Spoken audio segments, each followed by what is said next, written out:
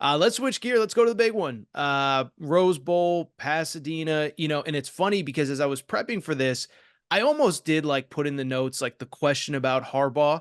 And then I was like, no disrespect to you and how hard you work, but I don't think anybody, like you talk to NFL people, college people, Michigan people, it's like, I don't think anybody really knows. Like, I think it depends on the job, what kind of money, it's funny as somebody who lives in LA, people keep linking him to the Chargers. I'm like, the Chargers were paying Brandon Staley $4 million a year. Brother, I played for the Chargers Okay, okay, go my ahead. I rookie want year in the league, and they run that organization like it's a small business, and everybody else is running their organizations like they're running Amazon, sure. right? Like they're spending money, and they're trying to figure out ways to cut costs. And like the only way they could get that thing figured out for Jim Harbaugh, in my opinion, is if they said we're going to allow him to be the head coach and the GM, so we can get two people for the price of one, a little bit of a discount on the GM side of it. But they're not built like that as an organization. They would not take that level of risk and give up that control to a coach. So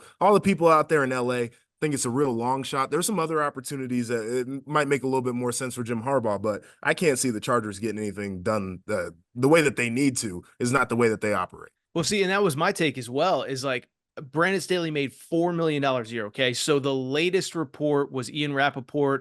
Harbaugh has on his desk a contract for 10 years, $125 million.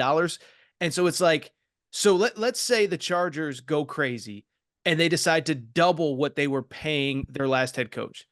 That's a 33% discount for Jim Harbaugh, who, let's put aside, because I know sports media people love to talk about taxes in California. Like, Right. let's put aside the tax brackets and everything like that, and let's just talk about the pride aspect of Yeah.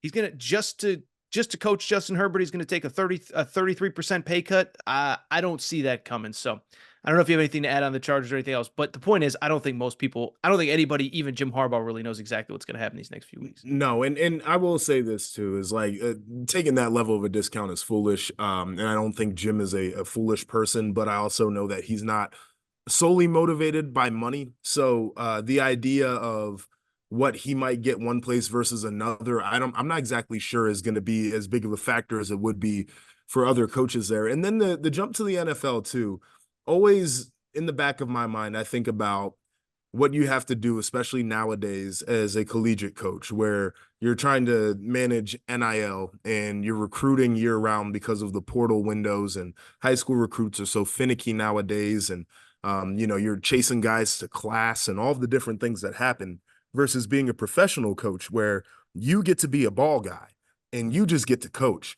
And there is a question about, does he appreciate, and he's trying to change college football. If Yes. you listen to the things that he said and things that he's done before too, the satellite camps, and we can link the one-time transfer back to Jim Harbaugh in many ways.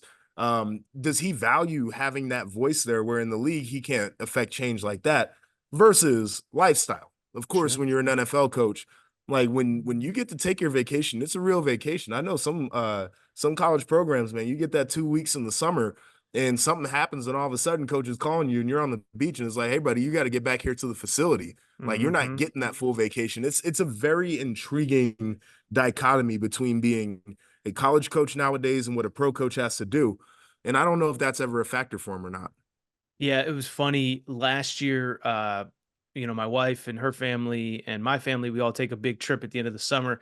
And I bring it up because I know nobody wants to feel sympathy for the $8 million a year head coach, but it was like day 6 of the vacation. Everybody's having a great time. And I was thinking, like, and I asked her, I said, somebody paid you, I think I said 8, but like 7, $10 million a year, whatever. But you could never be away from work for more than like 2 consecutive days. Like you could never take more than a long weekend. Would you do it? And it was like an interesting, dinner time debate in the heart of our vacation of like, money's great, but the lifestyle isn't. And I bring it up because of the college lifestyle. And I think it's interesting. The last thing on the Harbaugh NFL stuff, the one thing that I haven't heard a lot of people talk about, if you go back to last year, um, he first of all, he did interview with the Vikings a few years ago. I don't think Yep. anybody thought that was like an amazing, opportunity. And last year, he at least spoke with the Carolina Panthers before they even had the number 1 pick. spoke with the Denver Broncos when I think most people thought that was sort of a dead end job for the reasons we've seen the last day or two with Russell Wilson. So I just bring it up because I think there's a lot of coaches that, like, if they were going to make the jump, would only go for that like tier one built to win.